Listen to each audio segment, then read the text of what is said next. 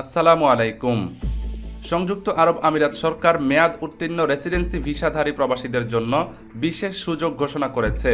দেশটির federal authority for identity and citizenship জানিয়েছে, যেসব প্রবাসী রেসিডেন্সি ভিসার মেয়াদ শেষ হয়ে গেছে বা দীর্ঘদিন দেশের বাইরে থাকার কারণে প্রবেশ জটিলতা তৈরি হয়েছে, তারা নতুন এন্ট্রি পারমিট ছাড়াই 31শে মার্চ 2026 পর্যন্ত সংযুক্ত আরব আমিরাতে ফিরে আসতে পারবেন।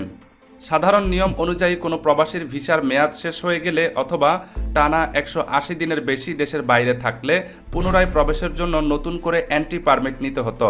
তবে সাম্প্রতিক এই সিদ্ধান্তের ফলে নির্ধারিত সময়ের মধ্যে প্রবাসীরা সেই বাধ্যবাধকতা ছাড়াই দেশে ফিরতে পারবেন। কর্তৃপক্ষ জানিয়েছে, এই বিশেষ সুবিধা 31শে মার্চ 2026 পর্যন্ত কার্যকর থাকবে।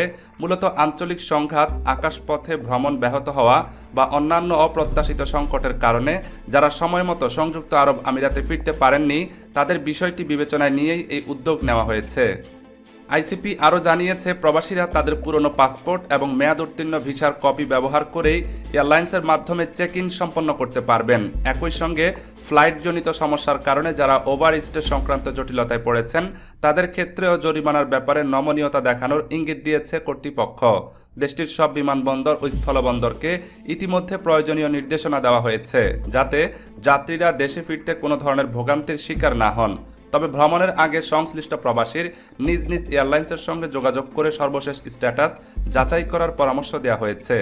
বিশেষজ্ঞদের মতে, এই সিদ্ধান্ত সংযুক্ত আরব আমিরাতের মানবিক দৃষ্টিভঙ্গি এবং প্রবাসী বান্ধব নীতিমালারই প্রতিফলন। এর ফলে বিভিন্ন কারণে আটকে পড়া হাজারো প্রবাসী কর্মী আবার তাদের কর্মস্থলে ফিরে যাওয়ার সুযোগ পাবেন।